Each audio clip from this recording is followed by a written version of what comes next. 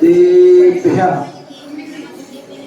तीन भुवन में सा विज्ञानिता शिव स्वरूप शिव का नमो त्रियोग सवारिके नमो त्रियोग सवारिके नमो त्रियोगी सवारिके। बोले अनंत आनंद सिद्ध परमेष्टि भगवान की, बोले आदि प्रभु आदि ब्रह्म आदिनाथ भगवान की, बोले चिंतामणि पारसनाथ भगवान की, शासन नायक भगवान महावीर स्वामी की, परम पूज्य आचार्य भगवान गुरुदेव विराट सरजी महाराज की, परम पूज्य आचार्य श्री चौरासी विशुद्ध सागर जी महाराज की, अहिंसामय विश्व धर्म की,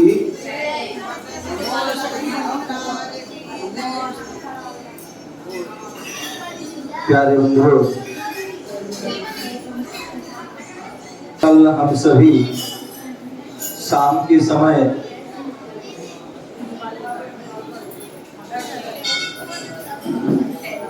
पाठशाला की 6 डालर की क्लास को हमने कल जाना था, पढ़ा था और उस 6 डालर के माध्यम से आपको बताया गया था जैन धर्म का जो सार है। कल बताया गया था कि लोग जो होते हैं वह 3 लोग होते हैं और 3 योग भी होते हैं, उनके बारे में भी हमने जाना था। और जो 4 प्रकार के सुख होते हैं उनके बारे में भी जाना था। और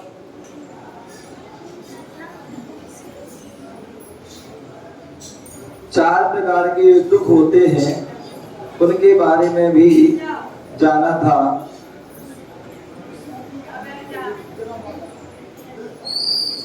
और यहाँ पर हमने जीव कौन होते हैं, अनंत क्या होता है, उन सब के बारे में हमने यहाँ पर जाना था।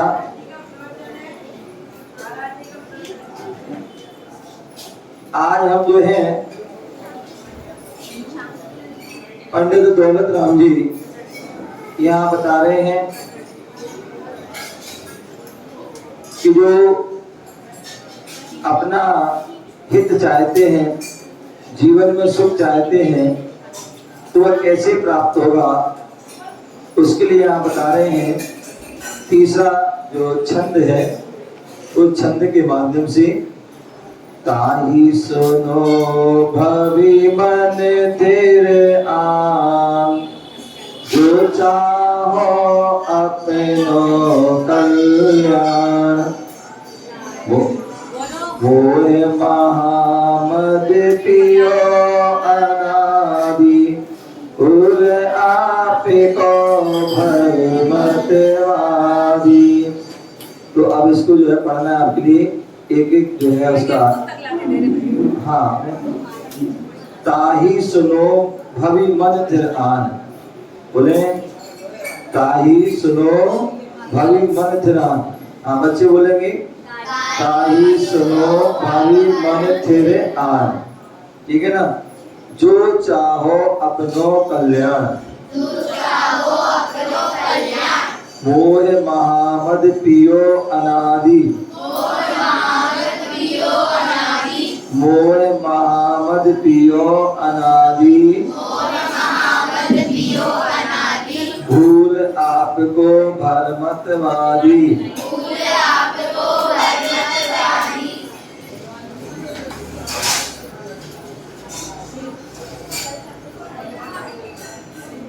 ताहि सुनो भवि मन तेरे आन, जो चाहो अपनो कल्याण, मोह महामद पियो अनादि, भूल आपको घर मत बांधी।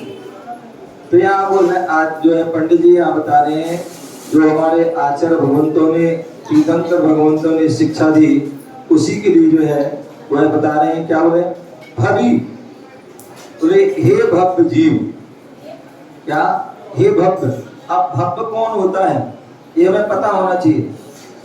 तो जिसको जो रत्नात्रय की धारण करने की जिसमें योग्यता हो, क्या?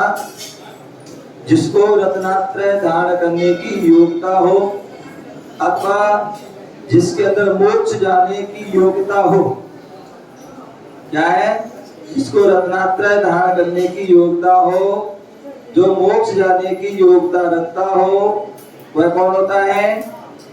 वह जो है कौन होता है? भविजन, भक्त। और एक अभक्त होता है। अभक्त कौन होता है? जो मोक्ष नहीं जा सकता, जो रत्नात्रय को धारण नहीं कर सकता, वो क्या है? अभक्त जीव।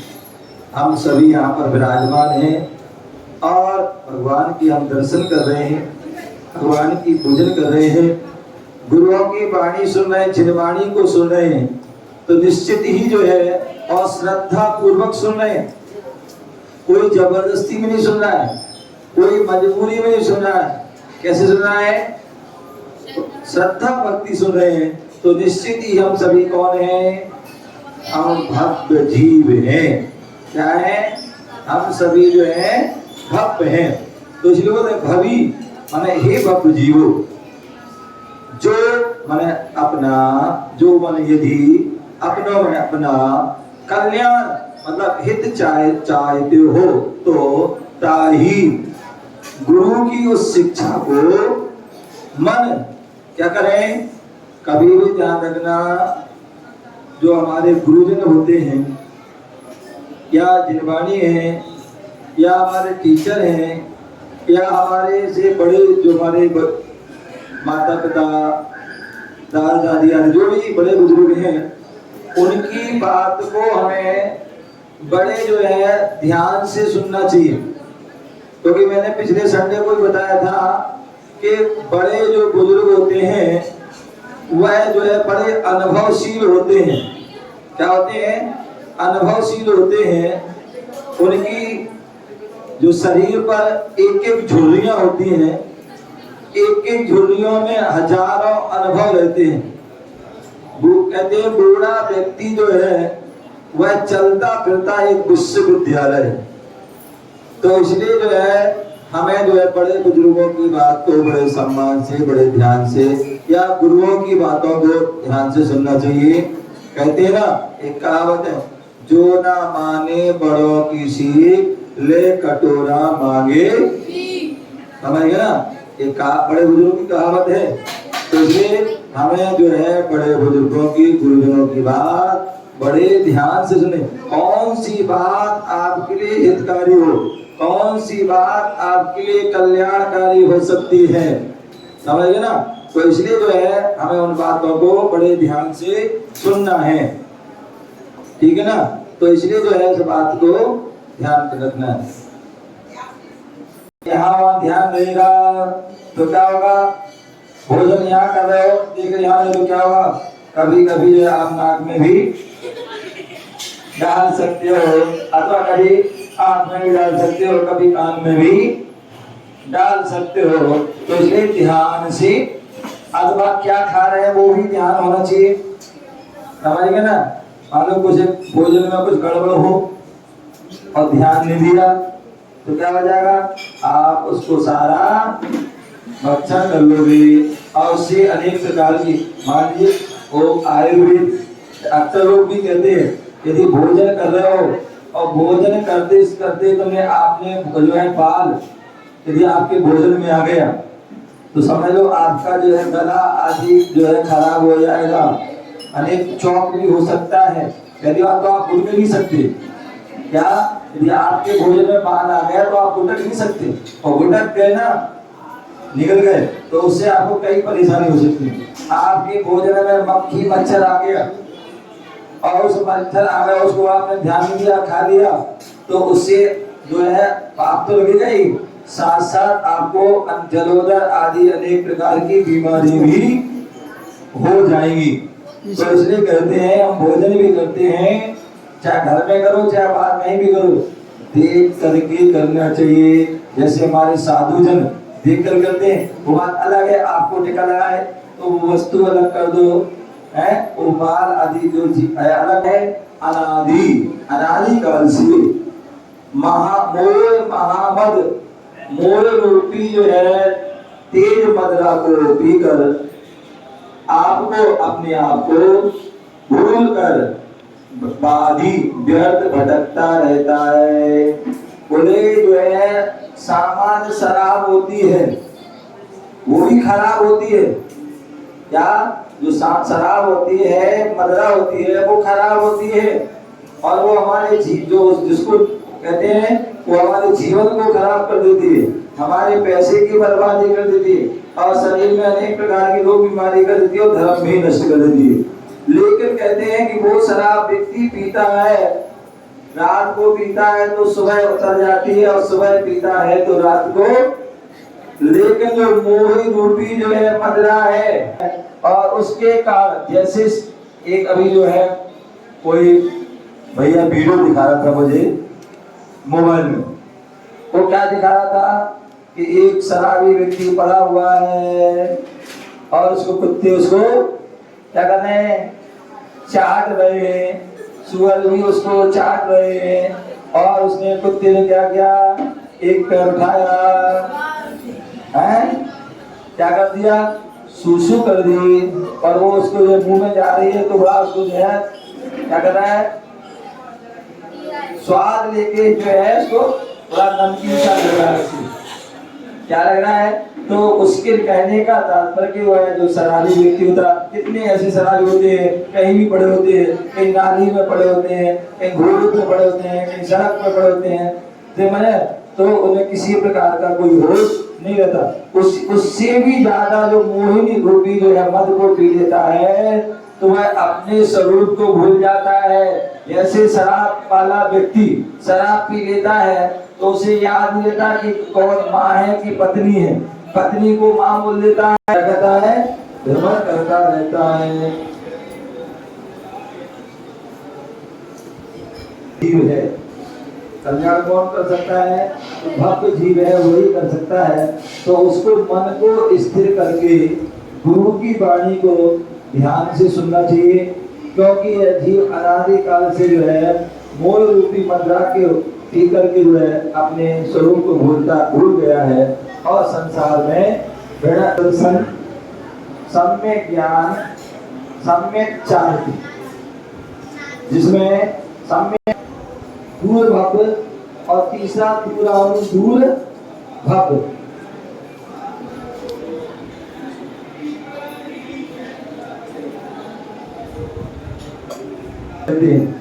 क्या जो हित और अहित का विवेक करने में, शिक्षा उपदेश को ग्रहण करने में क्या होता है, सहायक होता है, उसे मन कहते हैं। ध्यान रखिए, जो 5 इंद्रिय जीव होते हैं उनमें एक इंद्रिय से लेकर के 4 इंद्रिय तक जीव नियम से जो है क्या होते हैं, मन से रहित होते हैं, इन्हें हम असंगी भी कहते हैं। जो मन से रहित होते हैं उनमें जो है सोचने समझने की कोई शक्ति नहीं होती है, ठीक है ना। और जो 5 इंद्रिय जीव हैं उनमें कुछ जीव जो है असंगी होते हैं और बाकी जीव जो है संगी होते हैं।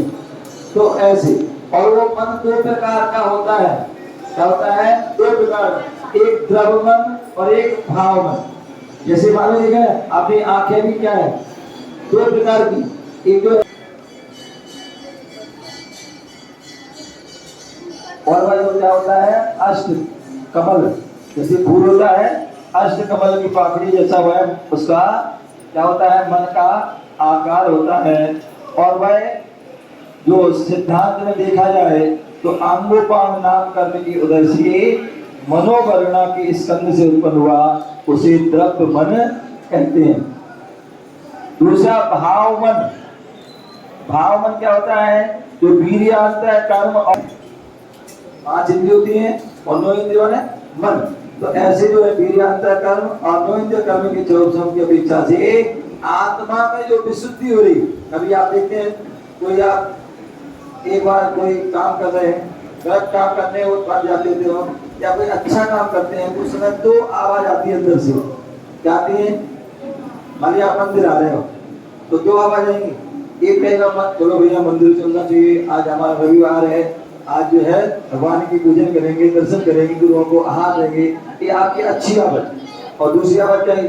अरे आज तो संडे है, आज तो सोने का दिन है, आराम से सोएंगे, टीवी देखेंगे, खेलेंगे कूदेंगे और मौज मस्ती करेंगे। तो ये क्या है? तो हृदय स्थान में 8 पापड़ी के कमल के आकार वाला है तथा आंगोपांग नाम कर्म के उदय से, आंगोपांग नाम कर्म के उदय से मनोवर्णा के स्कंद से, मनोवर्णा के स्कंद से उत्पन्न हुआ है, उसे द्रव्य मन कहते हैं। ठीक है ना? भाव होता है वीर्यान्तः कर्म और 9 इंद्रिया वर्ण कर्म, 9 इंद्रिया वर्ण कर्म के क्षयोपशम की अपेक्षा रखने वाले आत्मा की विशुद्धि को क्या कहते हैं? भाव मन कहते हैं। अब यहाँ पर आया था मोह। बोले 8 कर्मों में, 8 कर्मों में जो है सबसे बड़ा कर्म होता है वो मोहिनी कर्म होता है। मोहिनी कर्म और शॉर्ट में उसको मोह। मोहिनी कर्म जो इतना खतरनाक होता है कि 7 कर्म अपनी जगह और मोहिनी कर्म एक अपना अलग अस्तित्व रखता है। तो मोहिनी कर्म को हम जो है सामान्यतः क्या कहते हैं? मोह। जैसे एक माँ है, उसे अपने जो है बच्चे के प्रति, संतान के प्रति मोह होता है और इतना मोह होता है कि उस संतान के कारण जो है वह दुनिया से लड़ जाएगी। क्या हो जाएगी? दुनिया से लड़ जाएगी। तो वो क्यों? क्योंकि उससे जो है विशेष मोह है। कोई बगल वाले कोई लड़का से के प्रति कुछ नहीं होगा, सामान्य राग होगा, लेकिन अपने घर के जो परिवार का सदस्य है, चाहे वो बच्चा हो, चाहे वो पति हो, चाहे वो पत्नी हो, अथवा माँ बाप भी हो सकते हैं, समझ गया? तो किसी किसी को जिससे भी मोह हो सकती है। किसी को माँ से मोह, किसी को पिता से मोह, किसी को बच्चे से मोह, किसी को बच्ची से मोह आदि हो सकता है। तो जो आत्मा को मूर्छित करे, मोह की परिभाषा, जो आत्मा को मूर्छित करे अथवा स्व पर विवेक को भुला दे, क्या करे? स्व पर विवेक को भुला दे, उसे मोह कहते हैं। जो आत्मा को मूर्छित करे अथवा स्व पर विवेक को भुला दे, उसे मोह कहते हैं।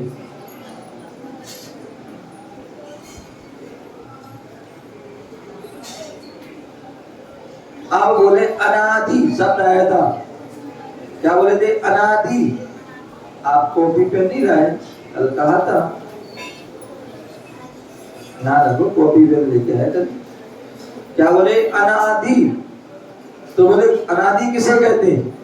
तो जिसका कोई आदि प्रारंभ नहीं हो, जिसका कोई आदि प्रारंभ नहीं हो, उसे अनादि कहते हैं।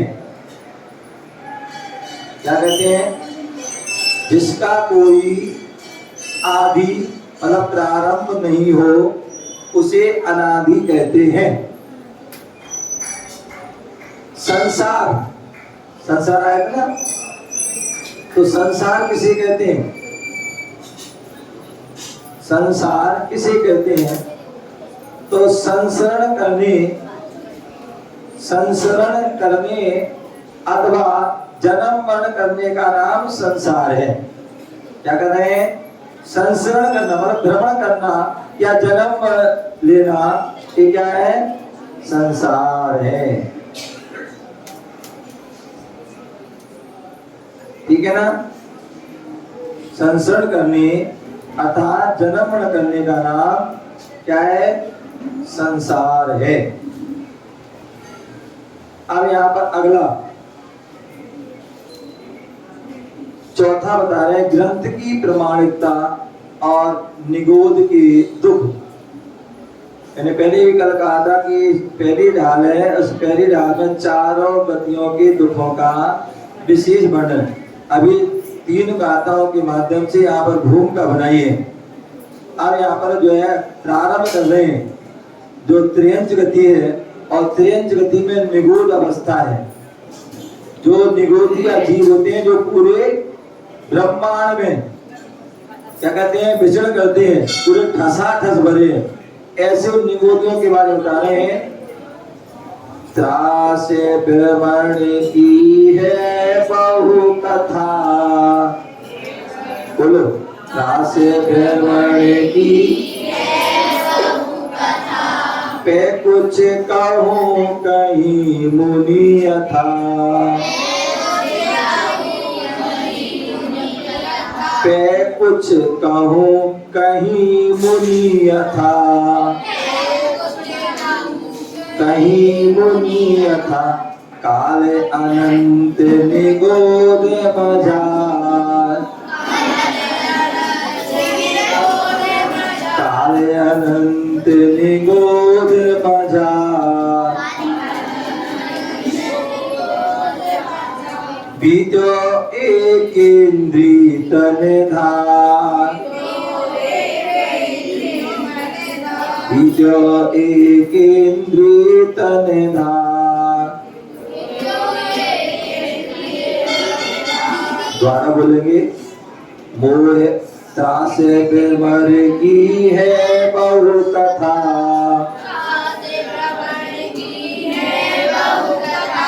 पे कुछ कहूँ कहीं मुनि अथा,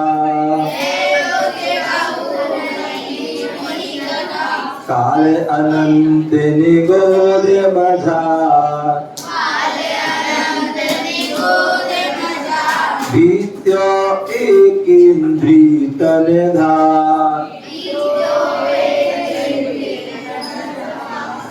तो यहाँ पर बता रहे हैं त्रास, त्रास माने उस संसार में भ्रमण की भटकने की कथा मतलब कहानी स्टोरी, बहु माने बड़ी है। क्या बोले? उस संसार में भटकने की कहानी कैसी है? बहु है, बड़ी है।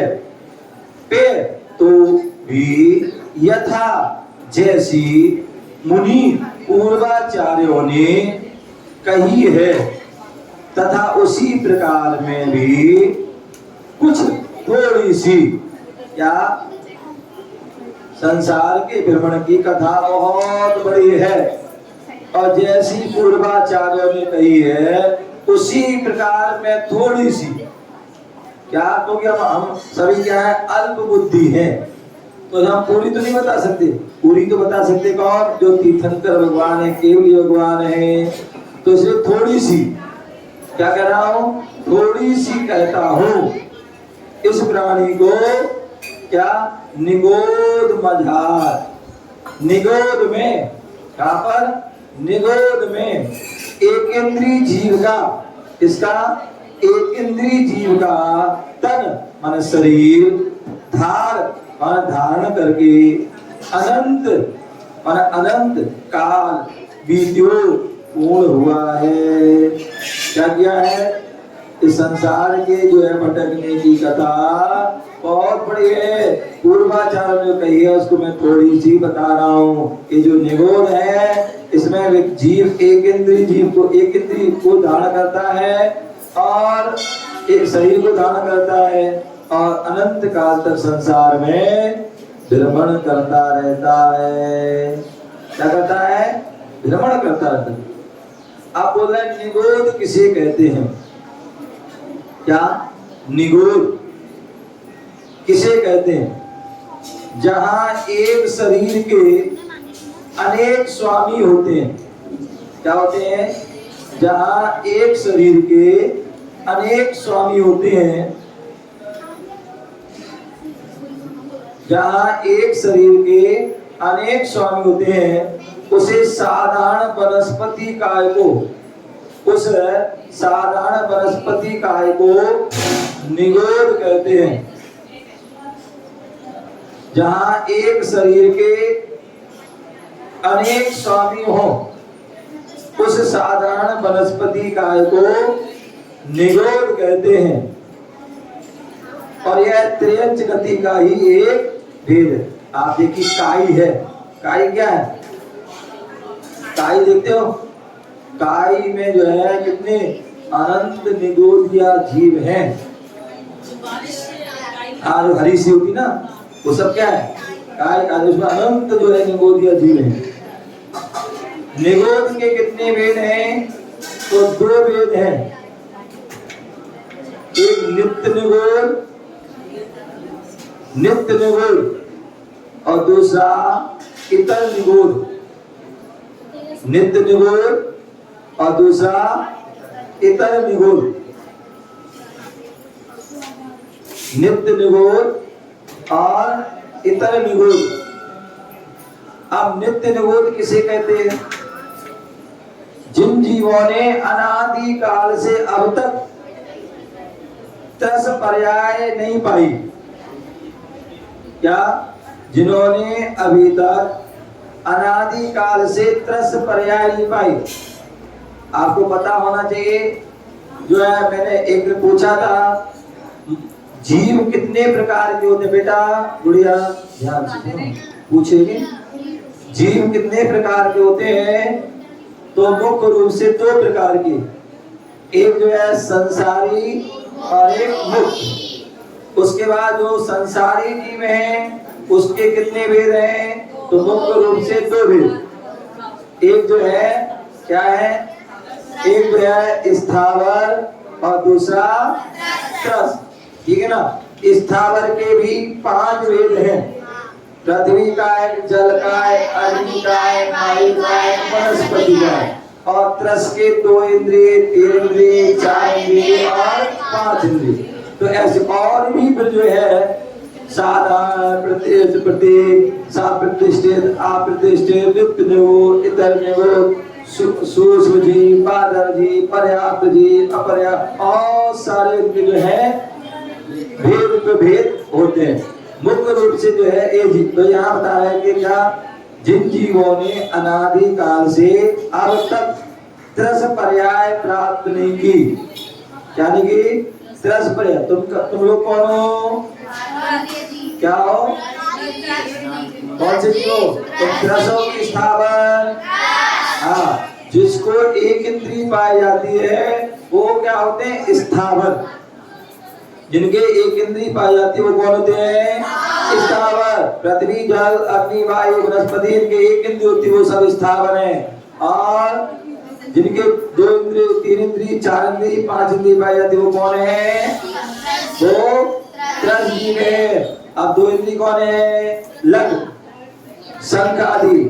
3 इंद्रिय कौन है? पिपील का, चींटी, चिमटा आदि। 4 इंद्रिय कौन है? घोड़ा, मच्छर, मक्खी आदि।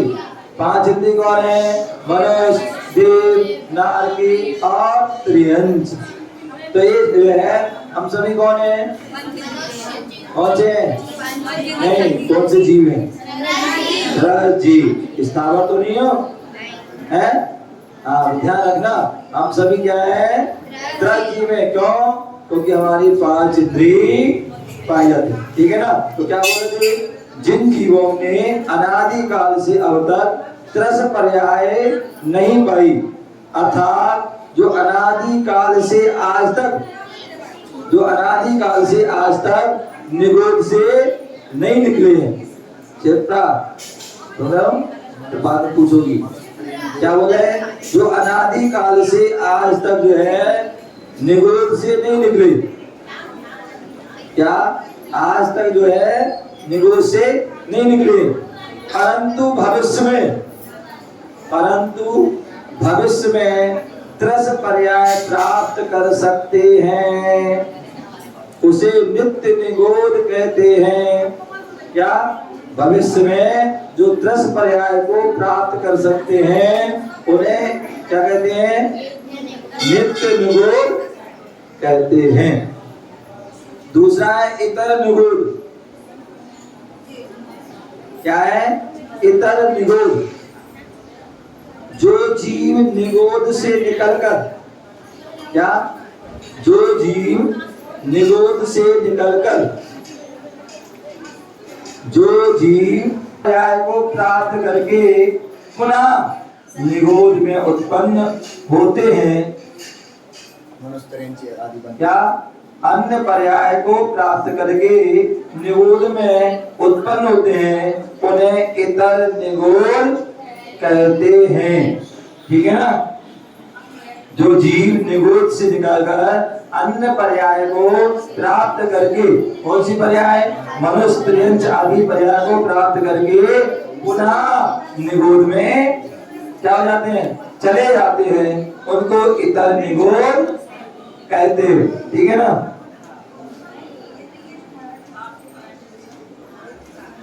अब यहाँ बोला है कि नित्य निगोद से जीव किस परिणाम से निकलते हैं? अम्मा सुनो, अम्मा की बड़ी अम्मा सुनो ध्यान से, क्या बोल रहे हैं? नित्य निगोद से जीव किस परिणाम से निकलते हैं? तो नित्य निगोद से जीव लेस्या की मंदता से निकलते हैं। किससे निकलते हैं? लेस्या की मंदता से निकलते हैं। समझ गए ना? क्या निकलते हैं? नित्य निगोद से जीव किससे निकलते हैं? लेस्या की मंदता से निकलते हैं। अब यहां बोल रहे हैं लेस्या किसे कहते हैं? लेस्या किसे कहते हैं? लेस्या किसे कहते हैं? कसाय से अनुरंजित, कसाय से अनुरंजित जीव की, कसाय से अनुरंजित जीव की मन वचन काय की प्रवृत्ति लेस्या कहलाती है। कसाय से अनुरंजित जीव की मन वचन काय की प्रवृत्ति लेस्या अपने आप को लिप्त करता है, जिसके द्वारा जीव पुण्य पाप से अपने आप को लिप्त करता है, उसे लेस्या कहते हैं। क्या बोले? जिसके द्वारा जीव पुण्य पाप से अपने आप को लिप्त करता है, उसे लेस्या। दूसरा नील लेस्या, तीसरी जो है कापोत लेस्या, चौथी जो है जिसको हम तेजो लेस्या अथवा पीत लेस्या भी कह सकते हैं, और पांचवी जो है पद्म लेस्या, और छठवीं जो है वह शुक्ल लेस्या। इस प्रकार से वह 6 जो है लेस्या होती है। ऐसा हम उनको जानना चाहिए, जिसमें 3 जो है, शुरू की जो 3 है वो अशुभ है, 3 की जो है वो क्या है? अशुभ है, और लास्ट की जो 3 है वो शुभ कहलाती है।